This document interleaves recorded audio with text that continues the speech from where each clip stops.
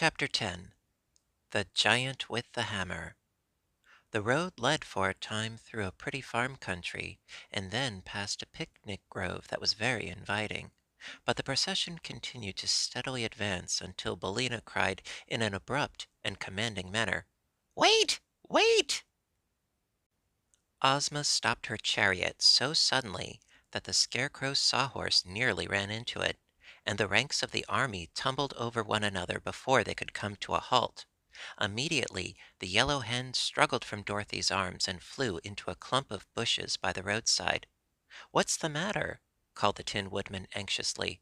"Why, Bellina wants to lay her egg, that's all," said Dorothy.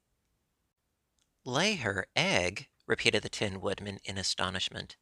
"Yes, she lays one every morning about this time, and it's quite fresh," said the girl. "But does your foolish old hen suppose that this entire cavalcade, which is bound on an important adventure, is going to stand still while she lays her egg?" inquired the Tin Woodman earnestly. "What else can we do?" asked the girl. "It's a habit of Bellina's, and she can't break herself of it." "Then she must hurry up," said the Tin Woodman impatiently. "No, no!" exclaimed the Scarecrow. "If she hurries, she may lay scrambled eggs." "That's nonsense," said Dorothy. "But Bellina won't be long, I'm sure." So they stood and waited, although all were restless and anxious to proceed, and by the yellow hen came from the bushes, saying, "Cut, cut, cut, cut, cut-ah, cut, cut, cut, cut, cut, cut, cut-ah, cut." "What is she doing? Singing her lay?" asked the Scarecrow. "Forward, march!" shouted the Tin Woodman, waving his axe, and the procession started just as Dorothy had once more grabbed Bellina in her arms. "Isn't anyone going to get my egg?" cried the hen in great excitement. "I'll get it," said the Scarecrow, and at his command the Sawhorse pranced into the bushes. The straw man soon found the egg, which he placed in his jacket pocket. The cavalcade, having moved rapidly on, was even then far in advance, but it did not take the Sawhorse long to catch up with it, and presently the Scarecrow was riding in his accustomed place behind Ozma's chariot.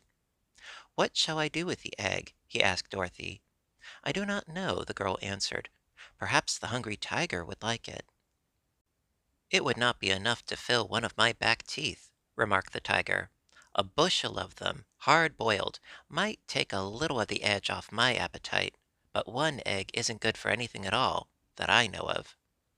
"No, it wouldn't even make a sponge cake," said the Scarecrow, thoughtfully. "The Tin Woodman might carry it with his axe and hatch it, but, after all, I may as well keep it to myself for a souvenir." So he left it in his pocket. They had now reached the part of that valley that lay between the two high mountains which Dorothy had seen from her tower window. At the far end was the third great mountain, which blocked the valley and was the northern edge of the land of Ev. It was underneath this mountain that the Gnome King's palace was said to be, but it would be some time before they reached that place. The path was becoming rocky and difficult for the wheels of the chariot to pass over, and presently a deep gulf appeared at their feet which was too wide for them to leap.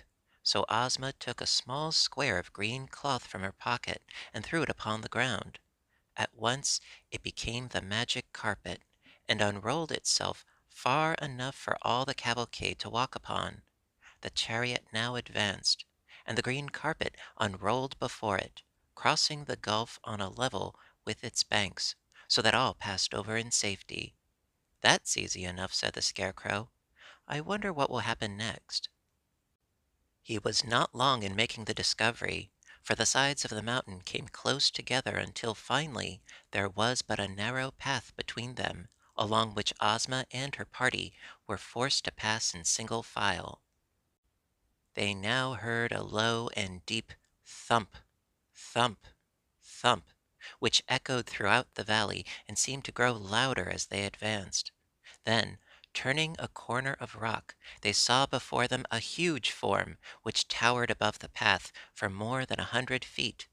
The form was that of a gigantic man built out of plates of cast iron, and it stood with one foot on either side of the narrow road, and swung over its right shoulder an immense iron mallet, with which it constantly pounded the earth. These resounding blows explained the thumping sounds they had heard, for the mallet was much bigger than a barrel, and where it struck the path between the rocky sides of the mountain, it filled all the space through which our travelers would be obliged to pass. Of course, they at once halted, a safe distance away from the terrible iron mallet. The magic carpet would do them no good in this case, for it was only meant to protect them from any dangers upon the ground beneath their feet, and not from any dangers that appeared in the air above them. "Wow!" said the Cowardly Lion with a shudder. "It makes me dreadfully nervous to see that big hammer pounding so near my head. One blow would crush me into a doormat." "The Iron Giant is a fine fellow," said Tik Tok, "and works as steadily as a clock. He was made for the Gnome King by Smith and Tinker, who made me, and his duty is to keep folks from finding the underground palace. Is he not a great work of art?" "Can he think and speak as you do?" asked Ozma, regarding the giant with wondering eyes. "No," replied the machine. "He is only made to pound the road, and has no thinking or speaking attachment. But he pounds very well, I think." "Too well," observed the Scarecrow. "He is keeping us from going farther. Is there no way to stop his machinery?" "Only the Gnome King, who has the key, can do that," answered Tik Tok. "Then," said Dorothy anxiously, "what shall we do?" "Excuse me for a few minutes," said the Scarecrow, "and I will think it over." He retired then to the position in the rear, where he turned his painted face to the rocks and began to think. Meantime, the giant continued to raise his iron mallet high in the air and to strike the path terrific blows that echoed through the mountains like the roar of a cannon. Each time the mallet lifted, however, there was a moment when the path beneath the monster was free, and perhaps the Scarecrow had noticed this, for when he came back to the others, he said, "The matter is a very simple one after all. We have but to run under the hammer, one at a time, when it is lifted, and pass to the other side before it falls again. It will require quick work, if we escape the blow," said the Tin Woodman, with a shake of his head. "But it really seems the only thing to be done. Who will make the first attempt?" They looked at one another hesitatingly for a moment. Then the Cowardly Lion, who was trembling like a leaf in the wind, said to them, "I suppose the head of the procession must go first, and that's me. But I'm terribly afraid of the big hammer." "What will become of me?" asked Ozma. "You might rush under the hammer yourself, but the chariot would surely be crushed." "We must leave the chariot," said the Scarecrow, "but you two girls can ride upon the backs of the lion and the tiger." So this was decided upon, and Ozma, as soon as the lion was unfastened from the chariot, at once mounted the beast's back and said she was ready. "Cling fast to his mane," advised Dorothy. "I used to ride him myself, and that's the way I held on." So Ozma clung fast to the mane, and the lion crouched in the path and eyed the swinging mallet carefully until he knew just the instant it would begin to rise in the air. Then, before anyone thought he was ready, he made a sudden leap straight between the Iron Giant's legs, and before the mallet struck the ground again, the lion and Ozma were safe on the other side. The tiger went next. Dorothy sat upon his back and locked her arms around his striped neck, for he had no mane to cling to. He made the leap straight and true as an arrow from a bow, and ere Dorothy realized it, she was out of danger and standing by Ozma's side. Now came the Scarecrow on the Sawhorse, and while they made the dash in safety, they were within a hair's breadth of being caught by the descending hammer. Tik Tok walked up to the very edge of the spot the hammer struck, and as it was raised for the next blow, he calmly stepped forward and escaped its descent. That was an idea for the Tin Woodman to follow, and he also crossed in safety while the great hammer was in the air. But when it came to the 26 officers and the private, their knees were so weak that they could not walk a step. "In battle we are wonderfully courageous," said one of the generals, "and our foes find us very terrible to face. But war is one thing, and this is another. When it comes to being pounded upon the head by an iron hammer and smashed into pancakes, we naturally object." "Make a run for it," urged the Scarecrow. "Our knees shake so that we cannot run," answered a captain. "If we should try it, we would all certainly be pounded to a jelly."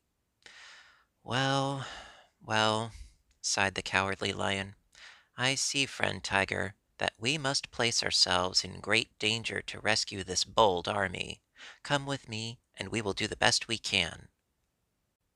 So, Ozma and Dorothy having already dismounted from their backs, the Lion and the Tiger leaped back again under the awful hammer, and returned with two generals clinging to their necks.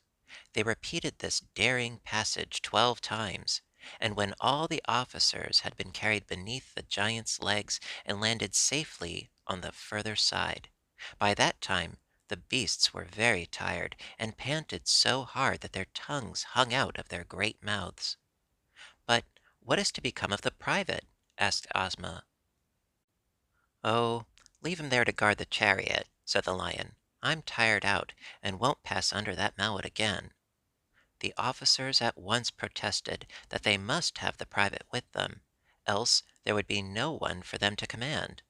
But neither the Lion nor the Tiger would go after him, and so the Scarecrow sent the Sawhorse. Either the wooden horse was careless, or it failed to properly time the descent of the hammer, for the mighty weapon caught it squarely upon its head and thumped it against the ground so powerfully that the private flew off its back high into the air and landed upon one of the giant's cast iron arms. Here he clung desperately while the arm rose and fell with each one of the rapid strokes. The Scarecrow dashed in to rescue the Sawhorse, and had his left foot smashed by the hammer before he could pull the creature out of danger. They found that the Sawhorse had been badly dazed by the blow, for while the hard wooden knot of which his head was formed could not be crushed by the hammer, both his ears were broken off, and he would be unable to hear a sound until some new ones were made for him. Also his left knee was cracked, and had to be bound up with a string. Billina having fluttered under the hammer, it now remained only to rescue the private who was riding upon the iron giant's arm high in the air. The Scarecrow lay flat upon the ground and called to the man to jump down upon his body, which was soft because it was stuffed with straw. This the private managed to do, waiting until a time when he was nearest to the ground, and then letting himself drop upon the Scarecrow. He accomplished the feat without breaking any bones, and the Scarecrow declared he was not injured in the least. Therefore the Tin Woodman, having by this time fitted new ears to the Sawhorse, the entire party proceeded upon its way, leaving the giant to pound the path behind them.